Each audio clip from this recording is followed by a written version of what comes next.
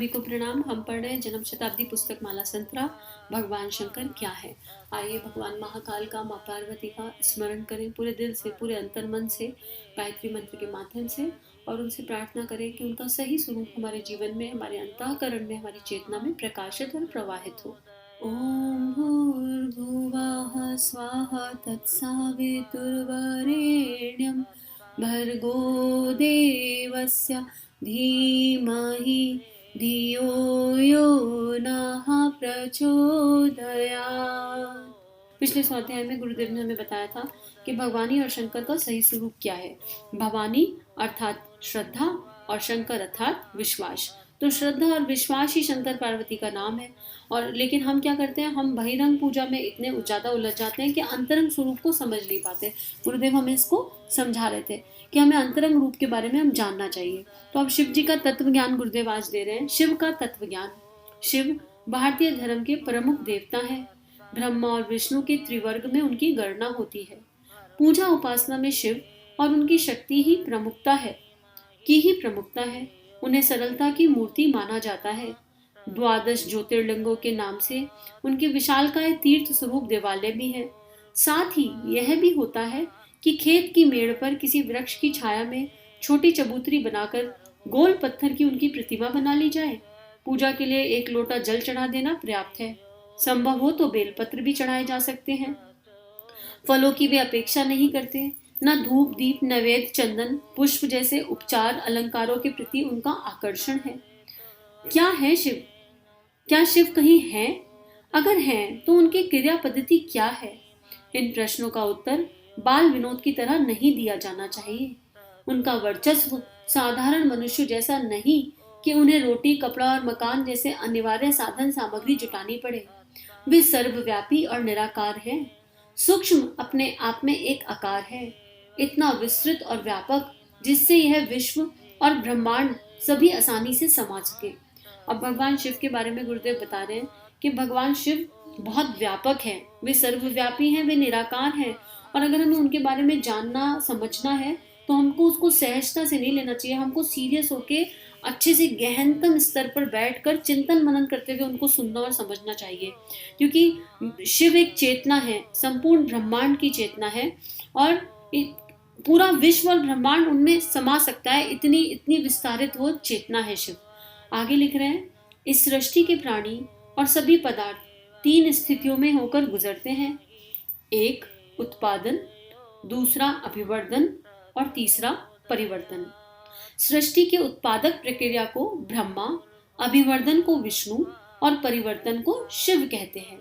मतलब एक होता है उत्पादन, मतलब क्रिएशन, पावर ऑफ क्रिएशन, वो पावर ऑफ क्रिएशन है ब्रह्मा। उसके बाद पालनहार कहते हैं भगवान श्री हरि विष्णु को, जो लालन पालन कर रहे हैं। जब हम लोग क्रिएट हो गए तो उसके बाद हमारा ध्यान कौन रखेगा। और उसके बाद परिवर्तन संसार का नियम है, उसको संहार की शक्ति भी कहते हैं। मतलब जब कोई नया परिवर्तन हो तो पुराने का संहार, हमारे भीतर जो दुष्प्रवृत्तियां हैं उनके संहार को, उस परिवर्तन को शिव कहते हैं। मरण के साथ जन्म का यहाँ अनवरत क्रम है। बीज गलता है तो नया पौधा पैदा होता है। गोबर सड़ता है तो उसकी खाद पौधों की बढ़ोतरी में असाधारण रूप से सहायक होती है। पुराना कपड़ा छोटा पड़ने या फटने पर उसे गलाया जाता है और कागज बनाया जाता है। नए वस्त्र की तत्काल व्यवस्था होती है। इसी उपक्रम को शिव कहा जा सकता है। यह शरीरगत अगणित जीव कोशाओं के मरते जन्मते रहने से भी देखा जा सकता है। शिव को हम नया निर्माण भी कह सकते हैं, नव निर्माण शिव है।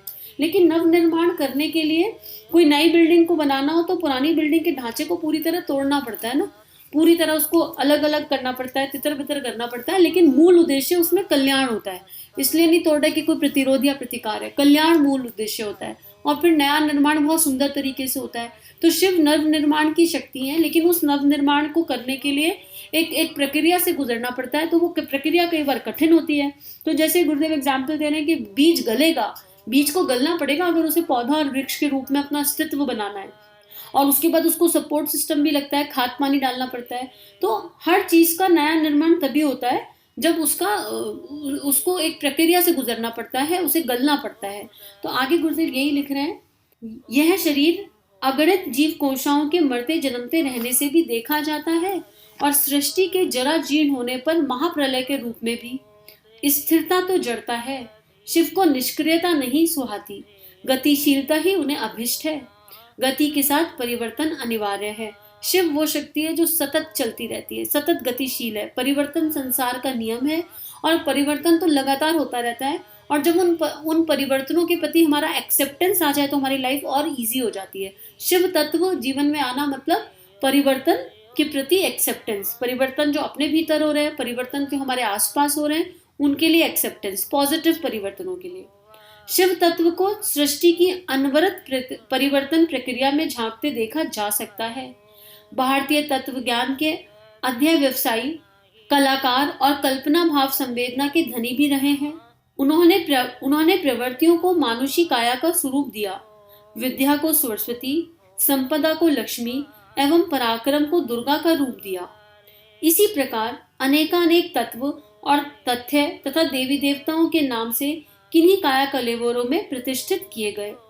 तत्वज्ञानियों के अनुसार देवता एक से बहुत बने। समुद्र का जल एक होते हुए भी उसकी लहरें ऊंची नीची भी दिखती हैं और विभिन्न आकार प्रकार की भी। पर ब्रह्म एक ही है तो भी उसके अंग अवयवों की तरह देववर्ग की मान्यता आवश्यक जान पड़ती है। इसी अलंकारिक संरचना में शिव को मूर्धन्य स्थान मिला है। अब गुरुदेव बता रहे हैं कि कितने सारे देवी देवता हैं, सबकी अपनी मान्यता है। अब जैसे एक फैमिली होती है ना, तो उसमें माता पिता की अपनी वैल्यू होती है। माता पिता की वैल्यू है, लेकिन इसका मतलब ये नहीं है कि चाचा ताऊ अंकल आंटीज की वैल्यू नहीं है, कजिन्स की वैल्यू नहीं है। हर किसी का अपना एक स्थान होता है और हर किसी की अपनी वैल्यू होती है, लेकिन इष्ट एक रहता है। माता पिता तो माता पिता है, उनका स्थान कोई नहीं ले सकता, लेकिन नाना नानी दादी बाबा सबकी अलग वैल्यू होती है ना। सरलता से अगर हम समझने का प्रयास करें तो वही बात गुरुदेव लिख रहे हैं कि जो है हमारे जो भारतीय तत्वज्ञान के व्यवसायी थे, जिनकी इमेजिनेशंस, भाव संवेदनाएं बहुत अच्छी रही, उन्होंने सारे देवी देवताओं को, सब शक्तियों को अलग अलग एक सुंदर स्वरूप दे दिया। जैसे विद्या की देवी को सरस्वती के रूप में प्रकट कर दिया और संपदा की देवी को माँ लक्ष्मी के रूप में प्रकट कर दिया, पराक्रम को दुर्गा के रूप में। इसी तरह उन्होंने अलग अलग काया कलेवर बना दिए। मूल शक्ति एक ही है। जैसे समुद्र मूल में एक ही है, हर लहर निकल रही है अलग अलग तरीके से और हर लहर की अपनी एक शक्ति है, अपनी एक क्षमता है, अपना एक दायरा है, लेकिन मूल में समुद्र एक ही है। इसी तरह मूल में तो वो एक ही शक्ति स्थित है, वो एक निराकार प्रकाश, साकार प्रकाश, वो जो भी है, और उसी की शक्तियां अलग अलग तरीकों से हमें हमारे सामने रख दी गई। और भगवान श्रेष्ठ गुणों का समुच्चय है। अब जिस चेतना को जिस शक्ति की आवश्यकता होती है वो शक्ति उस तक पहुंच जाती है, अगर गुरु जीवन में हो सही स्वरूप से। अब जैसे अगर राम संयम के देवता है तो कृष्ण योग है, राधा प्रेम है, तो जिस चेतना को संयम की आवश्यकता है वो राम की उपासना करेंगे, जिस चेतना को योग की आवश्यकता है वो कृष्ण की उपासना करेंगे, जिनके जीवन में प्रेम की जरूरत है वो राधा रानी की उपासना करेंगे। लेकिन इसका मतलब ये थोड़ा ना कि ये अलग अलग है, क्योंकि जो राम थे वही कृष्ण थे, जो सीता जी थी वही राधा जी थी। मूल तो एक ही हुआ, आधार तो एक ही हुआ।